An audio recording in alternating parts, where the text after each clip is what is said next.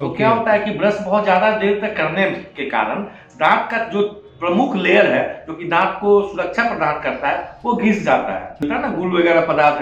ऐसा कोई भी दंत मंजन जिसमें कि आपको बालू जैसा फीलिंग है या ऐसा लगे कि दांत को रगड़ हो रहा है, तो वैसे चीजों का इस्तेमाल ना करें। लेकिन झंझनाहट अगर वो दर्द के रूप में कन्वर्ट कर जाए और दर्द 2 घंटा 3 घंटा 4 घंटा होना शुरू हो जाए, तब समझिए कि ये बीमारी आपको गंभीरता के रूप में ले लिया है। सर, मेडिकल माइक में आपका बहुत बहुत स्वागत है।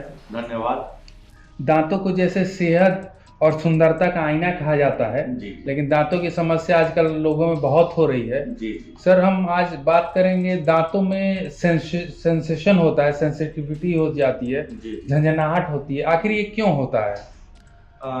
दांतों में ये जो झंझनाहट होता है, ये दांत में किसी प्रकार का अगर केमिकल से कोई अगर क्षय हो रहा है, ठीक है, जो खान पान जनरली जो हुआ, जैसे जितना भी चॉकलेट या हम लोग जो भी खाते हैं, जो जंक फूड खाते हैं, ठीक है ना, वैसा जो भी खाना जो दांत के सतह के साथ सट जाता है, ठीक है ना, तो दांत में वो एक तरह का कीड़ा उत्पन्न करता है जो कि दांत के लेयर को खाना शुरू करता है वो, ठीक है।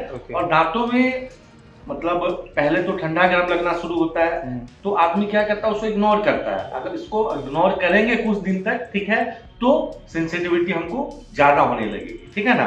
तो इसको इग्नोर बिल्कुल भी नहीं करना चाहिए। एक दो जो सबसे खास जो कारण होता है, जो बिहार समाज में जनरली पाया जाता है लोगों में, गांव के लोगों में, कि वो लोग ब्रश बहुत ज्यादा देर तक करते हैं। तो क्या होता है कि ब्रश बहुत ज्यादा देर तक करने के कारण दांत का जो प्रमुख लेयर है जो कि दांत को सुरक्षा प्रदान करता है वो घिस जाता है। मतलब कितने देर जनरली ब्रश करना चाहिए? जनरली आपको ब्रश करने का टाइमिंग 2 से 3 मिनट होता है, बस 2 से 3 मिनट ओनली।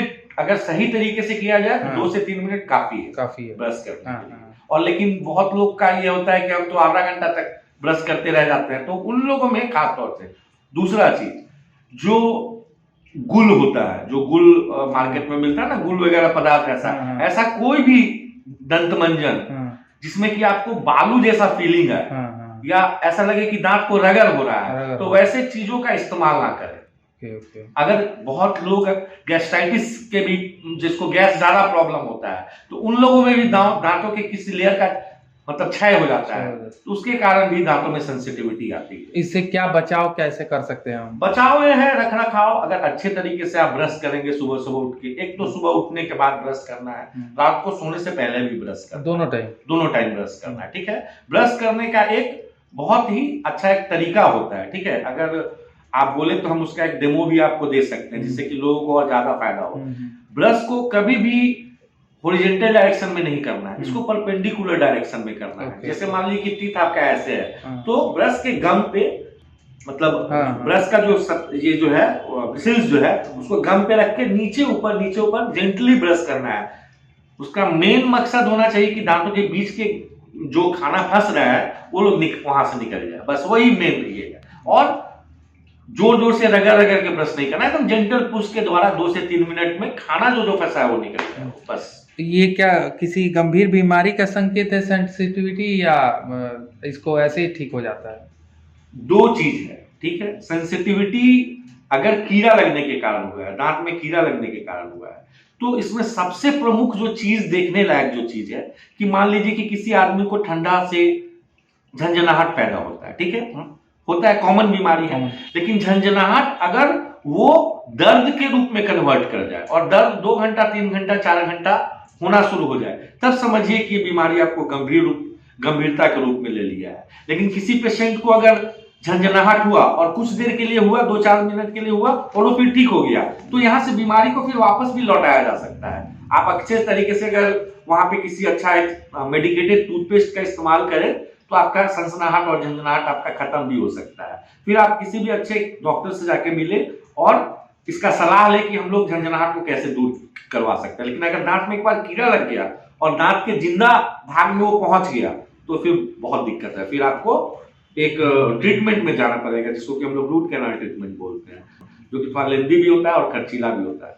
तो उससे बचाव करना ही ज्यादा अच्छा। जैसे आपने बोला मेडिकेटेड टूथपेस्ट, जी। आजकल बहुत सारे ऐड आ रहे हैं मेडिकेटेड टूथपेस्ट में, नमक होता है, ये होता है, हल्दी होता है, तो हल्दी और नमक में घरेलू में हम यूज कर सकते हैं, टूथपेस्ट की क्या जरूरत है? जी, आप हल्दी नमक, हम लोग तो खैर टर्मरिक जो हल्दी जिसको बोला जाता है, बहुत पहले से भी एंटीबैक्टीरियल बोला जाता है, लेकिन चूंकि हम लोग एलोपैथिक प्रैक्टिस करते हैं, ठीक है ना, तो हम लोग जब सेंसिटिविटी हो जाता है तो जो दांत का जो 3 लेयर है जिसको इनामेल, डेंटिन और पल्प बोला जाता है ना, तो जब डेंटिन ज्यादा एक्सपोज हो जाता है तो अगर आप हवा का भी लेयर लगेगा तो आपको झंझनाहट उसमें शुरू हो जाएगा वो। तो उसको रोकने के लिए पोटेशियम नाइट्रेट जिस भी टूथपेस्ट में हो, क्योंकि हम एलोपैथिक प्रैक्टिस करते हैं ना, तो जिसमें पोटेशियम नाइट्रेट जो भी पेस्ट है उसका आप इस्तेमाल कर सकते हैं, आप बिल्कुल इस्तेमाल कर सकते हो। और घरेलू उपाय में हम लोग चूंकि इसका आयुर्वेदिक में उतना नहीं, हम लोग का पढ़ाई नहीं हुआ है उस तरीके की, तो हम एलोपैथ में अगर बोलेंगे तो कोई भी पोटेशियम नाइट्रेट युक्त टूथपेस्ट का आप इस्तेमाल, कोई भी मार्केट का आप इस्तेमाल कर सकते हैं।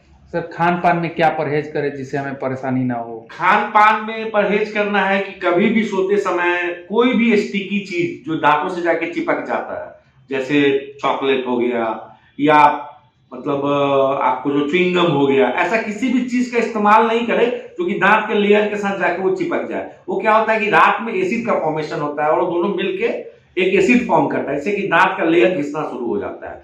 तो और ब्रश रेगुलर करना है, एकदम 2 बार ब्रश करना ही करना है खाने के बाद, सुबह में और शाम में। ब्रशिंग इज वेरी इंपॉर्टेंट, बहुत इंपॉर्टेंट है। अच्छा, ऐसा भी है क्या कि रात में खाने के बाद मीठा ना खाएं या सोते समय मीठा ना खाएं? बिल्कुल बिल्कुल बिल्कुल।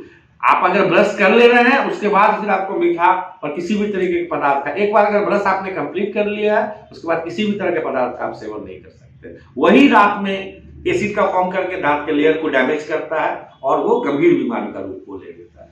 सर बहुत बहुत धन्यवाद जानकारी देने। Thank you very much, thank you. ऐसे ही खबरों के लिए देखते रहिए मेडिकल माइक, साथ ही हमारे चैनल को लाइक एंड सब्सक्राइब करना न भूलें। धन्यवाद।